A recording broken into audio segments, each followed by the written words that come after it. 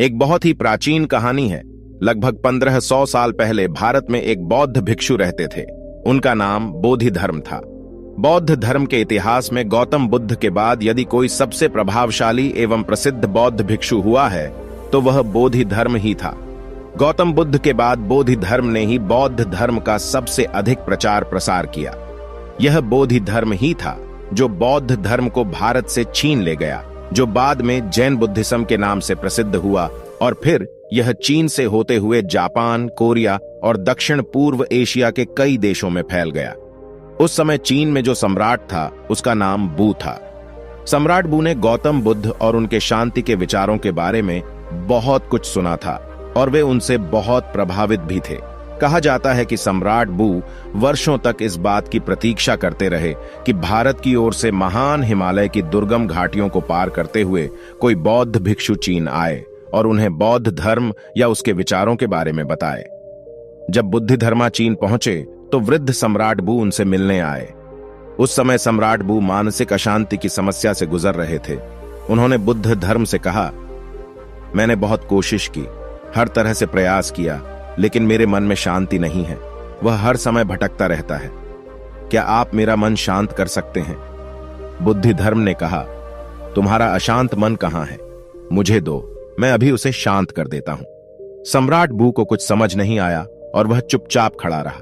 बुद्धि धर्म ने कहा, ठीक है, मैं तुम्हारे मन को शांत कर दूंगा, लेकिन इसके लिए तुम कल सुबह 4 बजे अकेले मेरे पास आना। और हां, याद रखना, अपने अशांत मन को अपने साथ लाना मत भूलना। सम्राट बू को यह उत्तर कुछ अजीब लगा। पूरी रात उसे नींद नहीं आई। वह सोचता रहा कि यह कैसा पागल साधु है। कहता है कि मन को अपने साथ लाओ। क्या मन कोई बाहरी चीज है जिसे मैं छोड़कर आऊंगा? उसने कई बार फैसला किया कि जाने का कोई मतलब नहीं है, वह आदमी पागल लगता है, लेकिन उसके पास कोई और रास्ता नहीं था। इसलिए उसने फैसला किया कि वह एक बार उस साधु के पास जरूर जाएगा। अगली सुबह 4 बजे सम्राट बू बुद्ध धर्म पहुंचते हैं। बोधि धर्म अपनी आंखें बंद करके ध्यान में बैठे थे। सम्राट के आगमन की खबर सुनकर बोधि धर्म ने अपनी आंखें खोल दी और सम्राट बू से कहता है, तो आप आए हैं, जल्दी से अपना अशांत मन मेरे पास ले आओ, मैं इसे शांत करके तुम्हें वापस देता हूं।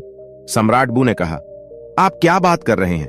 क्या मन में कुछ है जो मैं तुम्हें दे दूं? वह मेरे अंदर है, मेरे सिर की हड्डियों के अंदर है। बोधि धर्म ने कहा, तो इससे एक बात स्पष्ट है कि आपका मन आपके भीतर है। सम्राट ने कहा, हां, मेरा मन मेरे भीतर है। बोधि धर्म ने कहा, फिर तुम अपनी आंखें बंद करके बैठ जाओ और अपने भीतर उस अशांत मन को ढूंढो। जैसे ही तुम्हें अपना अशांत मन मिले तो मुझे बताओ, मैं उसे शांत कर दूंगा। बोधि धर्म का यह उत्तर सम्राट बू को भी अजीब लगा, लेकिन वह क्या कर सकते थे। उन्होंने अपनी आंखें बंद कर लीं और अपने मन में उठ रहे विचारों को देखने लगे। वह अपने अशांत मन को खोजने की कोशिश करते रहे। जितना अधिक वह अंदर जाता गया, उतना ही वह अपने मन को खोजने में असफल होता गया। कुछ घंटे बीत गए, सूरज निकल आया था। सम्राट बू ने अपनी आंखें खोलीं। बोधि धर्म ने पूछा, क्या आपको अपना बेचैन मन मिल गया है? सम्राट बू ने सिर हिलाया। बोधि धर्म ने कहा, ठीक है, कल सुबह फिर आओ और अपने मन को खोजने का पुनः प्रयास करो। सम्राट बू वहां से चले जाते हैं। अगली सुबह 4 बजे फिर सम्राट बू बोधि धर्म आते हैं। बोधि धर्म ने फिर सम्राट से आंखें बंद करके बैठने को कहा। सम्राट बू फिर से अपनी आंखें बंद कर लेता है और अपने भीतर अशांत मन को खोजने की कोशिश करता है। वह जितना अपने आप में डूबता चला जाता है, उतना ही वह अपने मन और विचारों से दूर होता जाता है। आज दोपहर का समय था जब सम्राट बू बैठे हुए थे। अब उन्होंने अपनी आंखें खोलीं। बोधि धर्म ने पूछा, क्या आपका मन अशांत है? जाते समय बोधि धर्म ने फिर पूछा, क्या आपका मन अशांत है? सम्राट बू ने फिर सिर हिलाया। बोधि धर्म ने कहा, ठीक है, कल सुबह फिर आना। आज सम्राट बू सुबह 3 बजे ही आ जाते हैं और बैठकर अपने भीतर अशांत मन को खोजने लगते हैं। पूरा दिन बीत जाता है, पूरी रात बीत जाती है, लेकिन सम्राट बू आंखें बंद करके अपने अशांत मन को खोजते रहते हैं। बोधि धर्म भी सम्राट बू के बगल में बैठते हैं। जितना अधिक वह अपने अंदर जाता गया, उतना ही वह अपने मन को खोजने में असफल होता गया। उसे समझ आ गया कि अंदर मन जैसा कुछ भी नहीं है। यह सिर्फ विचारों का एक समूह है जिसे हम मन कहते हैं। यदि विचार हैं तो मन है, यदि विचार नहीं है तो मन नहीं है। जब भीतर मन जैसा कुछ है ही नहीं तो उससे कुछ नहीं किया जा सकता। जिसे हम मन कहते हैं, वह केवल वे विचार हैं जो हमारे भीतर अचेतन अवस्था में उठते रहते हैं। यदि हम अपनी चेतना में आ जाएं और सचेत होकर जीना शुरू कर दें, तो यहां विचार जैसा कुछ नहीं रह जाता है। और जब कोई विचार नहीं है तो मन भी नहीं है। अब उसे समझ में आया कि बोधि धर्म उससे बार बार क्यों कह रहा था कि अपना मन मुझे दे दो, क्योंकि वह जानता था कि मन जैसी कोई चीज नहीं है। सम्राट बू ने आंखें खोली। बोधि धर्म ने पूछा, क्या आपका मन अशांत है? सम्राट ने कहा, मुझे अशांत मन नहीं मिला, लेकिन मुझे वह शांति मिल गई जिसकी मुझे तलाश थी। जब तक मैंने मन को नहीं खोजा था, तब तक मैं बहुत परेशान रहता था, लेकिन जब मैंने खोजा तो पाया कि मन नाम की कोई चीज ही नहीं है। बोधि धर्म ने कहा, जब भी आपको अशांति महसूस हो तो आंखें बंद करके बैठ जाएं और अपने अंदर देखें कि यह अशांति कहां है। और आपको अपने अंदर कोई अशांति नहीं मिलेगी, लेकिन हां, जब आप खोजेंगे तो आपको अपने अंदर एक ऐसा व्यक्ति जरूर मिल जाएगा जो बेहद शांत और स्थिर है। जैसा कि सम्राट बू ने महसूस किया, मन हमारे विचारों के अलावा और कुछ नहीं है। हम अपने विचारों को नियंत्रित करके अपने मन को नियंत्रित कर सकते हैं। यदि हम आपके जीवन में देखते हैं तो हमारे आसपास लाखों लोग हैं जो मानसिक अशांति से परेशान हैं। वे सभी इस मानसिक बीमारी से बाहर आना चाहते हैं, लेकिन उन्हें नहीं पता कि इससे बाहर कैसे निकला जाए। और अगर कुछ लोग इससे बाहर निकलने की कोशिश भी करते हैं तो कुछ शुरुआती असफलताओं के बाद हार मान लेते हैं, और फिर यह मानसिक अशांति मृत्यु तक उनके साथ रहती है। कभी कभी कुछ मानसिक विचार शारीरिक दर्द से भी ज्यादा दर्दनाक होते हैं और इंसान की जिंदगी को बेहद मुश्किल बना देते हैं। लोग इस मानसिक अशांति से गुजरते हैं क्योंकि वे कभी भी अपने अशांत मन को खोजने की कोशिश नहीं करते हैं।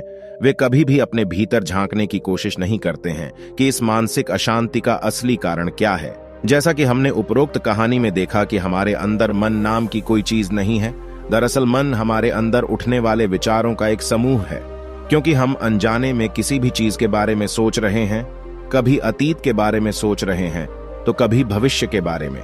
इन विचारों की भीड़ में हम यह भूल गए हैं कि जीवन न तो अतीत में है और न ही भविष्य में। जीवन तो आज में है, इसी क्षण में है जिसे हमने जीना छोड़ दिया है।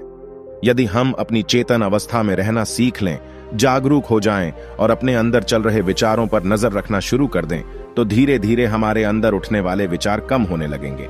क्योंकि तब विचारों को उठने का समय नहीं मिलता है, क्योंकि हमारा मन अधिकतर तभी सोचता है जब वह अचेतन अवस्था में होता है।